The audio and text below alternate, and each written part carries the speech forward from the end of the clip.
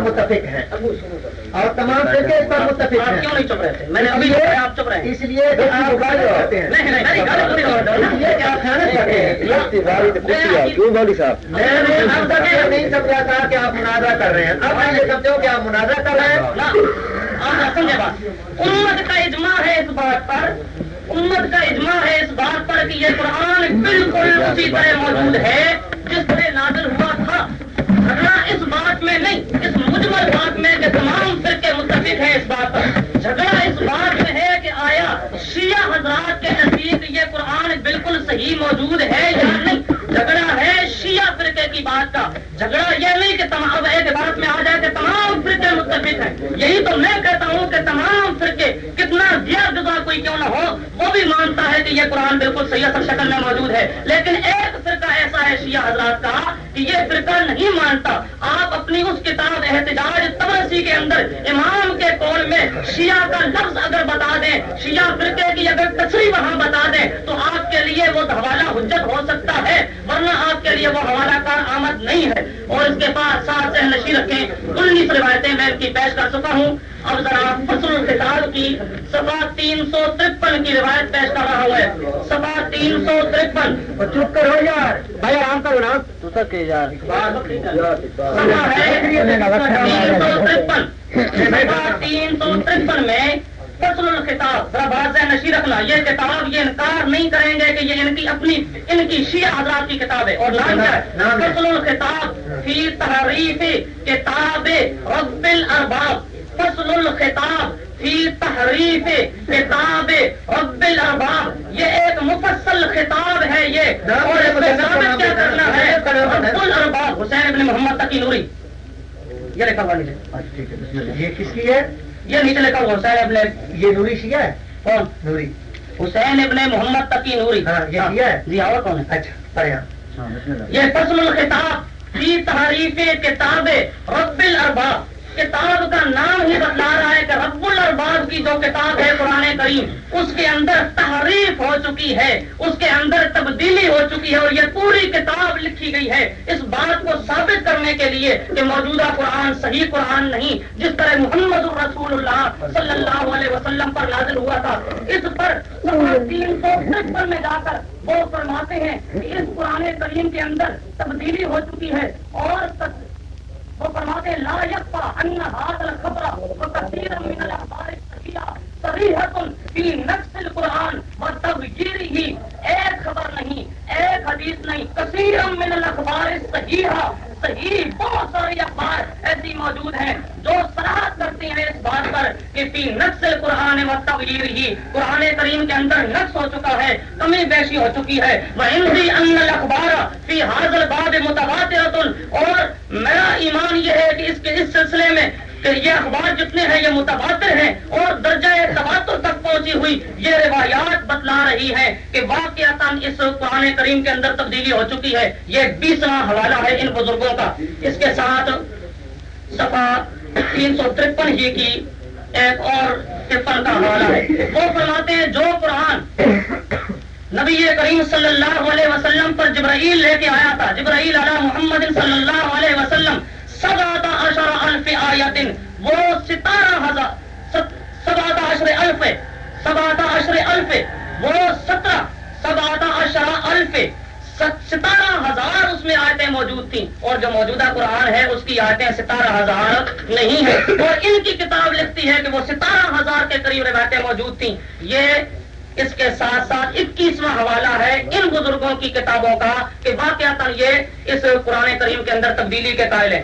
میں نے جو ان کی تفسیر صافی سے حوالہ پیش کیا کہ اما اعتقاد و مشائخنا، ہمارے مشائخ کا اعتقاد، اور اس کے ساتھ ساتھ میں نے جو ان کی اصول کافی کا حوالہ پیش کیا کہ جو اصل قرآن ہے اس کو تم کبھی بھی آئندہ نہیں دیکھو گے، اس کے اندر بہت ساری تبدیلیاں ہو چکی ہیں. یہ جو موجودہ قرآن ہے اس میں تبدیلی ہو چکی ہے. اور انہوں نے جو پیش کیا اصول کافی سے کہ جو کتاب اللہ کے موافق آئے تو اس کو قبول کر لو، اس پہ میں نے یہ اعتراض کیا تھا. وہاں کتاب اللہ سے مراد کون سی کتاب اللہ ہے؟ یقیناً کتاب اللہ وہ کتاب اللہ ہے جو اصل شکل میں نازل ہوا تھا نبی کریم صلی اللہ علیہ وسلم پر. جب اس اصول کافی میں تصریح موجود ہے اس بات کی کہ موجودہ قرآن اصل قرآن نہیں ہے، اس لیے یقیناً کتاب اللہ سے وہاں پر مراد دوسری کوئی کتاب ہوگی جو مصحف فاطمہ تھا، جو یہ مصحف عثمانی ہے جس کو صحابہ کرام نے جمع کیا، یقیناً وہ مراد نہیں ہے. اور اصول کافی کے اس جملے کے اندر قطعاً اس بات کی صراحت موجود نہیں ہے. اور اس کے ساتھ ساتھ میں نے مطالبہ ان سے یہ کیا تھا کہ میں نے حضرت علی سے،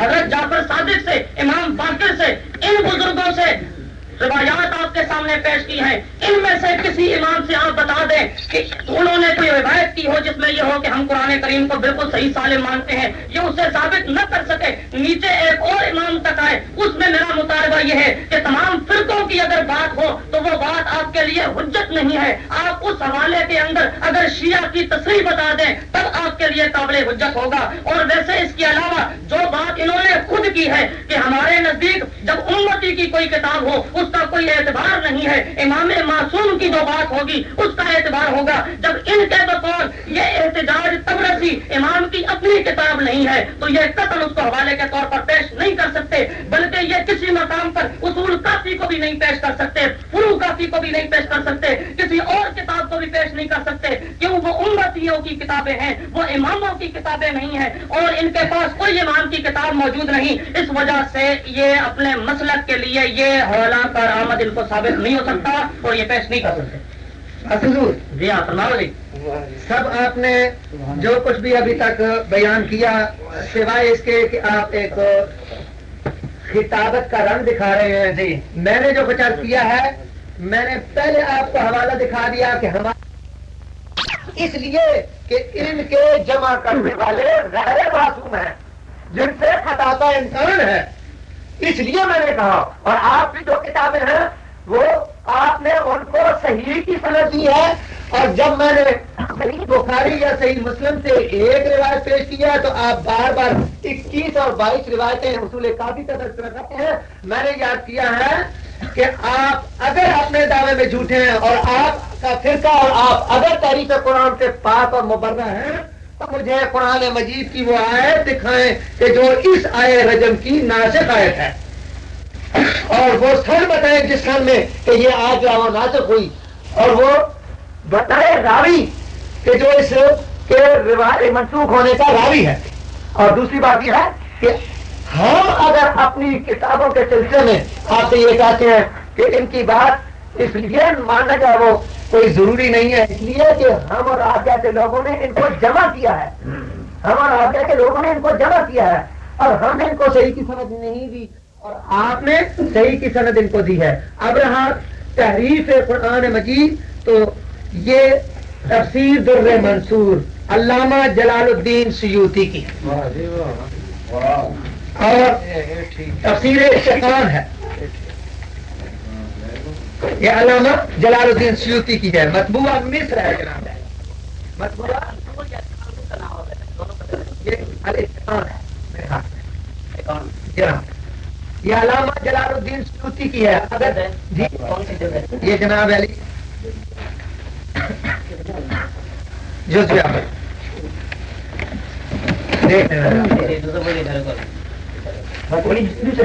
ٹھیک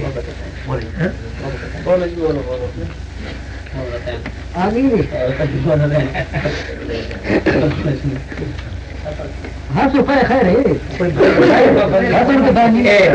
منسوخ کرو جی، نہیں انہیں ہٹا لیا، اتقان موجود ہے. فتح القدیر